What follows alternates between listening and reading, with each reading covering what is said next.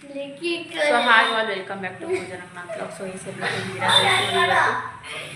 ಅವತ್ತು ಹೋಗಿದ್ವಲ್ಲ, ಅವತ್ತು ಅಡ್ಮಿಷನ್ ಮಾಡೋಕ್ಕಾಗಲಿಲ್ಲ. ಸೊ ಇವತ್ತು ಅಡ್ಮಿಷನ್ ಮಾಡೋಕೆ ಹೋಗ್ತಿದ್ದೀವಿ. ಗಾಡಿ ಬೀಗ ಬಚ್ಚಿಕೊಂಡ್ರೆ. ಸೊ ಇಷ್ಟು ನೋಡಿ, ಮಳೆ ಬರೋಂಗಾಗ್ಬಿಟ್ಟಿದೆ. ಮೋಡ ಎಲ್ಲ ಮುಚ್ಕೊಂಡಿದೆ ನೋಡಿ, ಮಳೆ ಬರೋಂಗಾಗಿದೆ, ಮೋಡ ಮುಚ್ಕೊಂಡಿದೆ. ಸೊ ನಮ್ಮ ಮನೇಲಿ ಬೆಣ್ಣೆ ಬೇರೆ ತಂದಿಟ್ಟಿದ್ದಾರೆ. ಸೊ ತುಪ್ಪ ಬೆಣ್ಣೆ ಎಲ್ಲ ಕಾಸಿ ತುಪ್ಪ ಎಲ್ಲ ರೆಡಿ ಮಾಡಬೇಕು. ಹಾಗೆ ಸಂಜೆಗೆ ರೊಟ್ಟಿ ಹಾಕೋಣ ಅಂತಂದು ಈ ವೆದರ್ಗೆ ರೊಟ್ಟಿ ಮತ್ತು ಬೆಣ್ಣೆ ತಂದಿದ್ದಾರಲ್ಲ ಹೆಂಗಿದ್ರು. ಸೊ ಅದನ್ನು ತುಪ್ಪ ಕಾಸಿಬಿಟ್ಟು, ಸೊ ಈ ವೆದರ್ಗೆ ತುಪ್ಪ ಕಾಸಿಬಿಟ್ಟು ರೊಟ್ಟಿ ಹಾಕಿದ್ರೆ ಚೆನ್ನಾಗಿರುತ್ತೆ. ಚಟ್ನಿ ಮಾಡೋದು ಅದಕ್ಕೆ. ಮಳೆ ಬರೋ ಥರ ಮೋಡ ಮುಚ್ಕೊಂಡಿದೆ, ಮಳೆ ಬರೋ ಥರ ಸ್ಮೆಲ್ ಬರ್ತಿದೆ. ಆದರೆ ಮಳೆ ಮಾತ್ರ ಬರ್ತಿಲ್ಲ. ನೋಡಬೇಕು ಮಳೆ ಬರುತ್ತಾ ಇಲ್ವಂಥದ್ದು. ಬಾಯಲ್ಲಿ ಹುಣ್ಣ ಆಗಿಬಿಟ್ಟಿದೆ. ಸೊ ಮಾತಾಡೋಕ್ಕಾಗೋದಿಲ್ಲ ಅಷ್ಟಾಗಿ. ಅಲ್ಲಿಗೆ ಟಚ್ ಆಗುತ್ತಲ್ವ ಅದು, ಸೊ ನೋವುತ್ತೆ ಅದು. ಈಗ ಸಣ್ಣ ಸಣ್ಣ ಹನಿ ಉದ್ರ ಥರ ಆಗ್ತಾಯಿತ್ತು ನೋಡಿ. ಇಲ್ಲಿ ಕಿಟಕಿ ಇದೆಯಲ್ಲ, ತುಂಬ ಚೆನ್ನಾಗಿ ಗಾಳಿ ಬರುತ್ತೆ ಇಲ್ಲಿ ಕಿಟಕಿ. ಈ ಕಡೆ ಸೈಡೆಲ್ಲ ಮರಗಳಿದ್ದಾವೆ ಅಂದರೆ ಅದಕ್ಕೆ. ಸೊ ನೋಡ್ರಿ, ಕಾಣಿಸುತ್ತೆ ಅಂದ್ಕೊಳ್ತೀನಿ. ಹಾಂ, ಈ ಸೈಡೆಲ್ಲ ಮರಗಳಿದ್ದಾವಲ್ಲ, ಸೊ ಅದಕ್ಕೆ ತುಂಬ ಚೆನ್ನಾಗಿ ಗಾಳಿ ಬರುತ್ತೆ ಅಲ್ಲಿಗೆ. ಮಕ್ಕಳಿಬ್ರು ನೋಡ್ರಿ ತೀಟೆ ಮಾಡ್ಕೊಂಡು ಕೂತ್ಕೊಂಡಿದ್ದಾರೆ. ಬರೀ ತೀಟಿಕೆ ಮಾಡೋದೇ ಒಂದು ಬದುಕಿ ಇವ್ರಿಗೆ, ಬೇರೆದೇನು ಇಲ್ಲ. ಏನೇನು ಟೇಬಲ್ಸ್ ಬುಕ್ ಹಿಡ್ಕೊಂಡು ಕೂತ್ಕೊಂಡಿದ್ದಾನೆ. ಇವತ್ತು ಬುಕ್ಸ್ ತಂದಿದ್ದೀವಲ್ಲ, ಸೊ ಅದಕ್ಕೆ ನಾವು 2 ದಿನ ಬಿಟ್ಟರೆ 11 ಅಂತ ಈಸಿ ಬಿಡು, ಬೇರೆದು ಹೇಳಿ ಪ್ರಾಕ್ಟೀಸ್ ಮಾಡ್ಬೇಕು. ಬರುತ್ತೆ ನೀನು ಈಸಿ ಹೇಳಿ, ಬೇರೆ ಪ್ರಾಕ್ಟೀಸ್ ಮಾಡ್ಕೊಂಡು ಬರುತ್ತೆ. ಹೇಳು ನಾನು ನೋಡ್ಕೋಬೇಕು, ನಂಗೆ ಬರಲ್ಲ. ನನಗೆ ಗೊತ್ತು. ಏನು ತಿಂದೆ ಖಾರ ಆಗೋಕ್ಕೆ? ಏನದು? ಉಪ್ಪಿನಕಾಯಿ. 11 ಅಂತ 11. 11 2 22. 11 3 33. 11 4 44. 11 5 55. ಹೇಳಪ್ಪ ಅಷ್ಟೇ ಹೇಳ. 11 6 66. ಫಸ್ಟ್ ಹೇಳ ಅದನ್ನೇ. 11 8 11 6 ಆತಾ. 11 7 77. ನೋಡ್ರಿ, ಹೋಮ್ವರ್ಕ್ ಅಂತೂ ಮುಗಿಸಿಲ್ಲ ಇನ್ನೂ. ಹೋಮ್ವರ್ಕ್ ಹಂಗೆ ಡ್ಯೂ ನಿಂತಿದೆ. ಬುಕ್ ತಂದಿರೋದಕ್ಕೆ ಅದೊಂದು ಟೇಬಲ್ಸ್ ಬುಕ್ ಇಟ್ಕೊಂಡಿದ್ದಾನೆ ಚಿಕ್ಕನು. ಇವಂದೇನೋ ಸ್ವಲ್ಪ ಪರವಾಗಿಲ್ಲ, ಹೋಮ್ವರ್ಕ್ ಕ್ಲಿಯರ್ ಆಗಿದೆ. ಅವಂದೇ ಇನ್ನೂ ಹಂಗೆ ಐತಿ ಬಿಟ್ರೆ. ಸೊ ಗೈಸ್ ನೋಡಿ, ಬೆಣ್ಣೆ ತಂದಿದ್ರಲ್ಲ ಕಾಸ್ಲಿಕ್ಕೆ ಅಂತ ಎಲ್ಲ ರೆಡಿ ಮಾಡ್ತಾ ಇದ್ದೀನಿ. ಅದನ್ನು ತೊಳಿಬೇಕು. ಸೊ ವಾಯ್ಸಲ್ಲಿ ಸ್ವಲ್ಪ ಚೇಂಜಸ್ ಕಾಣಿಸ್ತಿದೆ, ಅಂದರೆ ನೆಲಗೆ ತುದಿಲೇ ಹುಣ್ಣಾಗ್ಬಿಟ್ಟಿದೆ. ಸೊ ಅದಕ್ಕೆ ಮಾತಾಡೋದ್ರಲ್ಲಿ ಸ್ವಲ್ಪ ತೊದಲು ಬರುತ್ತೆ. ಸೊ ಅಡ್ಜಸ್ಟ್ ಮಾಡ್ಕೊಳ್ಳಿ. ನೋಡಿ, ಈಗ ಬೆಣ್ಣೆನ ತೊಳಿಬೇಕು ಅದನ್ನು. ಸೊ ಬೆಣ್ಣೆ ತುಪ್ಪ ಖಾಲಿಯಾಗಿ ಆಲ್ರೆಡಿ ಒಂದು 15 ದಿನದ ಮೇಲಾಯಿತು. ಸೊ ಮಕ್ಕಳಿಗೆ ಡೈಲಿ ತುಪ್ಪ ಇರಲೇಬೇಕು. ಅದರಲ್ಲೂ ಚಿಕನ್ ಅಂತೂ ತುಪ್ಪ ಹಾಕಿಲ್ಲ ಅಂದರೆ ಊಟನೇ ಮಾಡಲ್ಲ. ಏನೋ ಈ 15 ದಿನದಿಂದ ಆ ಥರ ಏನೂ ಕೇಳಿಲ್ಲ. ಹಾಗೆ ತಂದಮೇಲೆ ಆ ಕವರಲ್ಲಿ ಹಾಕ್ಕೊಟ್ಟಿರ್ತಾರಲ್ಲ, ಅದನ್ನೆಲ್ಲ ಒಂದು ಪಾತ್ರೆಗೆ ಹಾಕ್ಕೊಬಿಟ್ಟು ಅದನ್ನು ಹಾಕ್ತೀನಿ. ಸರಿ, ಯಾವಾಗ ತಂದರೂ ಅಷ್ಟೇ ನಿವುಳಿಸ್ಬಿಟ್ಟು ಹೊರಗಡೆ ಹಾಕಿ, ಆಮೇಲೆ ಅದಕ್ಕೆ ಸ್ವಲ್ಪ ನೀರು ಜೋರಾಗಿ ಬಿಟ್ಕೊಬೇಡಿ. ಜೋರಾಗಿ ಬಿಟ್ಕೊಬಿಟ್ರೆ ಅದೇನಾಗುತ್ತೆ, ಎಲ್ಲ ಪುಡಿ ಪುಡಿ ಥರ ಆಗೋಗ್ಬಿಡುತ್ತೆ ಬೆಣ್ಣೆ. ಸೊ ನಿಧಾನವಾಗಿ ನೀರು ಬಿಟ್ಕೊಬಿಟ್ಟು ಸುಮ್ಮನೆ ಕೈ ಆಡಿಸ್ಬಾರ್ದು, ಅದರೊಳಗಿಕ್ಕಿ ಪಾತ್ರೆನ ಈ ಥರ ಅಲ್ಲಾಡಿಸ್ಬಿಟ್ಟು ಚೆಲ್ಲಬೇಕು. ಏನಂದರೆ ಅದರಲ್ಲಿ ಮಜ್ಜಿಗೆ ಹಾಕಿರ್ತಾರಲ್ವ, ಸೊ ಮಜ್ಜಿಗೆ ಹಾಕಿಬಿಟ್ಟಲ್ವ ಬೆಣ್ಣೆ ಇರೋದು. ಸೊ ಮಜ್ಜಿಗೆ ನೀರೆಲ್ಲ ಇರುತ್ತೆ, ಅದೆಲ್ಲ ಹೋಗೋ ಥರ ಒಂದು ಸರಿ ನೀರು ಹಾಕ್ಬಿಟ್ಟು ತೊಳೆದಿಡಬೇಕು. ಸೊ ಬೆಣ್ಣೆ ನೋಡಿದ ತಕ್ಷಣ ನನಗೆ ಅಂತಿದ್ರು ಇಬ್ರು. ಅದಕ್ಕೆ ಬೆಣ್ಣೆ ತೊಳೆದ್ಬಿಟ್ಟು ಅದಾದಮೇಲೆ ತಿನ್ನಿಸ್ತಿದ್ದೀನಿ ನೋಡಿ. ತುಂಬ ಚೆನ್ನಾಗಿರುತ್ತೆ ಬೆಣ್ಣೆ ತಿಂದರೆ. ಅದರಲ್ಲೂ ನಾಟಿ ಬೆಣ್ಣೆ ಅಂದರೆ ಇನ್ನೂ ತುಂಬ ಚೆನ್ನಾಗಿರುತ್ತೆ ನೋಡಿ. ದೊಡ್ಡವನಿಗೆ ತಿನ್ನಿಸಿದ್ದೀನಿ, ಅದೇ ಬೆಳ್ಳಗೆ ಬೇಡ ಅಂತಂದು ಎಂಜುಲಾಗುತ್ತೆ, ಅದು ಬೇಡ ಅಂತ ಹೇಳ್ತಾನೆ. ಮತ್ತೆ ಬೇರೆ ಬೆಳ್ಳಲ್ಲಿ ತಿನ್ನಿಸಿದ್ದಾಯ್ತು ಅವನಿಗೆ. ಭಾರಿ ಇದು ಮಾಡ್ತಾನೆ ಇವನು ಚಿಕ್ಕವನು ನೋಡಿ, ಸೂಪರ್ ಅಂತ. ಈಗ ಹಾಗೆ ಇನ್ನು ಸ್ವಲ್ಪ ಬೆಣ್ಣೆನ ಒಂದು ಬಾಕ್ಸಲ್ಲಿ ಹಾಕಿ ಎತ್ತಿಟ್ಕೊಡ್ತಾ ಇದ್ದೀನಿ. ಏನಕ್ಕೆ ಅಂದರೆ ಬೆಣ್ಣೆ ದೋಸೆ ಏನಾದ್ರು ರೊಟ್ಟಿ ಆ ಥರ ಮಾಡಿದಾಗ ಹಾಕೊಳ್ಳೋಕ್ಕೆ ಚೆನ್ನಾಗಿರುತ್ತೆ. ಬೆಣ್ಣೆ ದೋಸೆಗೆಲ್ಲ ಚೆನ್ನಾಗಿರುತ್ತೆ ಅಂತಂದು ಎತ್ತಿಡ್ತಾ ಇದ್ದೀನಿ. ಹಾಗೆ ತುಪ್ಪ ಕಾಸ್ಲಿಕ್ಕೆ ಇಟ್ಟಿದ್ದೀನಿ ನೋಡಿ ಬೆಣ್ಣೆ. ಅದಕ್ಕೆ ಏಲಕ್ಕಿ ಮತ್ತು ಹುರಿದಿರೋ ಅಂಥ ಮೆಂತ್ಯ ಜಾಸ್ತಿ ಹಾಕ್ಬಾರ್ದು, ಒಂದು 10 ಕಾಳು ಹಾಕ್ಕೊಂಡ್ರೆ ಸಾಕು, ಇಲ್ಲಾಂದರೆ ಕಹಿ ಬಂದುಬಿಡುತ್ತೆ ತುಪ್ಪ.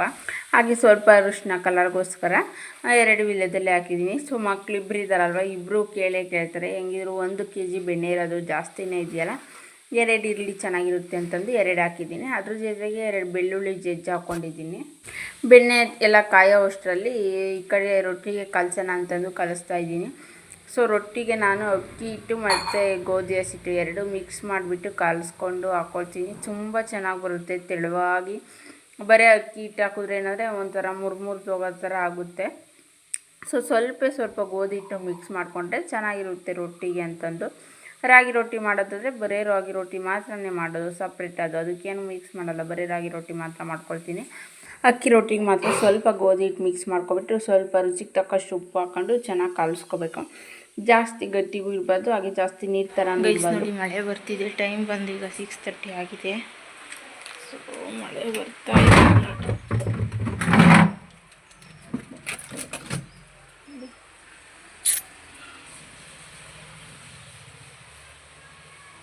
ಸ್ಟಾರ್ಟ್ ಆಯಿತು, ಮಳೆ ಬಂದರೆ ಸಾಕಪ್ಪ.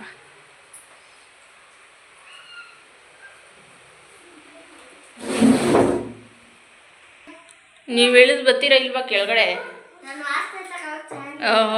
ಇಳಿ ಕೆಳಗಡೆ. ಅಷ್ಟು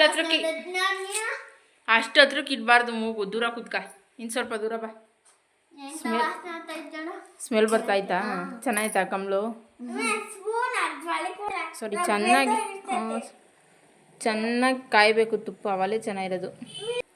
ತೆಗಿಯಕ್ಕಲ್ಲ, ತುಪ್ಪ ಚೆನ್ನಾಗಿ ಕಾಯಬೇಕು, ಆವಾಗಲೇ ಚೆನ್ನಾಗಿರೋದು ಟೇಸ್ಟು. ಒಂದು ಇನ್ನೊಂದು ಅದು ಕೆಟ್ಟೋಗ್ಬಿಡುತ್ತೆ ತುಪ್ಪ ಚೆನ್ನಾಗಿ ಕಾಯ್ದಿಲ್ಲ ಅಂದರೆ ಕೆಟ್ಟೋಗ್ಬಿಡುತ್ತೆ ತುಪ್ಪ. ಸೊ ಚೆನ್ನಾಗಿ ಕಾಯಿಸ್ಬೇಕು.